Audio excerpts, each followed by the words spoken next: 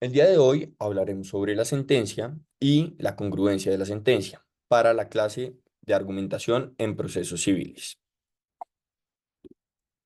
En primer lugar, hablaremos de qué es una sentencia. Una sentencia, según su definición, es un acto de declaración en la que se puede extinguir, modificar o reconocer una situación jurídica emanada de una autoridad pública. Esta autoridad pública puede ser un juez, por ejemplo, y es parte de un poder del Estado que le confiere la potestad de emitir una sentencia y decidir sobre los conflictos. Además, debe ejercerla según su propia competencia. Puede ser, por ejemplo, por el factor territorial. ¿Cuáles son los efectos de la sentencia? La sentencia dice también su propia definición, que es la forma más natural de terminación del proceso que da por finalizada la función judicial. Esto es que soluciona un conflicto a través de esta y además permite que los órganos pues hagan cumplir lo juzgado y hagan cumplir las decisiones que son tomadas en la sentencia. Las partes por su lado también las faculta para proponer recursos que la ley reconoce contra esta propia sentencia. ¿Cuáles son los contenidos esenciales de la sentencia que podemos encontrar en el artículo 280 del Código General del Proceso? Primero que todo, la motivación de la sentencia. En la motivación de la sentencia debe haber un examen crítico de las pruebas que han sido presentadas durante el proceso, deben haber los razonamientos constitucionales, legales, de equidad y doctrinarios que han sido tomados en cuenta para tomar la decisión que está expuesta en la sentencia, y el juez siempre deberá calificar la conducta procesal de las partes. Por su otra parte, hay formalidades comunes en las providencias judiciales. Esto es síntesis de la demanda y la contestación, consideraciones sobre los hechos y las pruebas y los fundamentos legales o razones de equidad que han sido utilizados. Para hablar ahora sí de la parte más grande importante de este video es la congruencia de la sentencia. Esta la podemos encontrar en el artículo 281 del Código General del Proceso. Entonces, primero que todo, la congruencia con las pretensiones de la demanda. Debe haber, pues, una congruencia necesaria entre las pretensiones que han sido presentadas durante la demanda, así como también con las excepciones que han resultado probadas durante el proceso y la sentencia que ha sido emitida por el juez. También debemos hablar de las posiciones de las partes.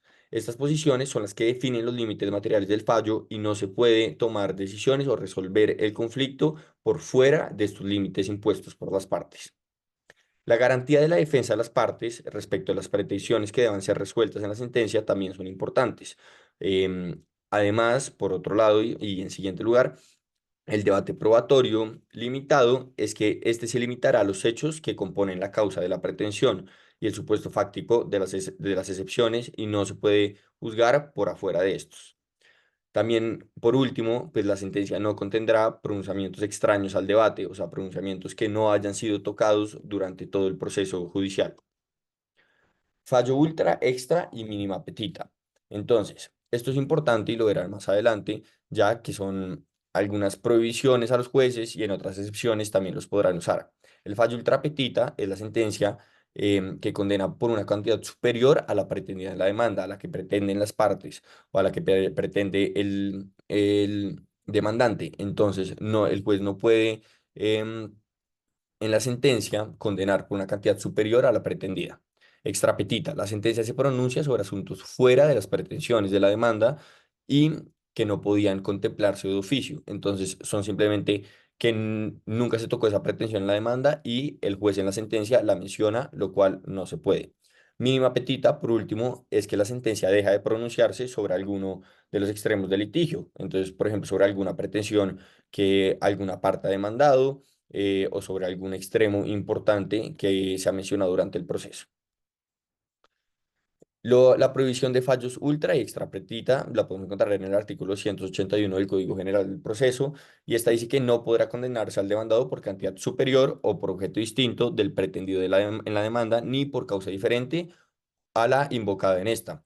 Esto lo podemos ver, como ya lo expliqué, con los casos de los fallos ultra y extra petita, que son o una cantidad superior o asuntos fuera de las pretensiones, lo cual no se puede hacer. Ahora, existen ciertas excepciones al régimen de la congruencia. Por ejemplo, los asuntos de familia. El mismo artículo que ya hemos enunciado varias veces en su primer parágrafo dice lo siguiente: el juez estará facultado para fallar ultra o extra petita cuando sea necesario para brindarle protección adecuada a la pareja, al niño, niña o adolescente o a la persona con discapacidad mental o la tercera edad. Entonces, puede, ya que es en pro de proteger la familia y la familia es una figura protegida especialmente en Colombia. Los asuntos agrarios, en el parágrafo 2 dice que el juez estará facultado para fallar ultra o extra petita cuando una de las partes goce de amparo de pobreza. Vemos que estos son casos extremos y son casos en donde merecen una especial protección. El tercer caso es la acción de protección al consumidor. Este está en la ley 1480/2011 y dice que el juez resolverá sobre las pretensiones de la forma que considere más justa para las partes según lo probado en el proceso. Em, la protección al consumidor también ha sido muy regulado en Colombia. El artículo 206 del Código General del Proceso también pone dentro de estas excepciones el juramento estimatorio. Y este dice que el juez no podrá reconocer sumas superiores a la indicada en el juramento estimatorio, salvo los perjuicios que se causen con posterioridad a la pretensión de la demanda o cuando la parte contraria la objete. Em, es importante que en esta figura requiere ser pedido por el demandante.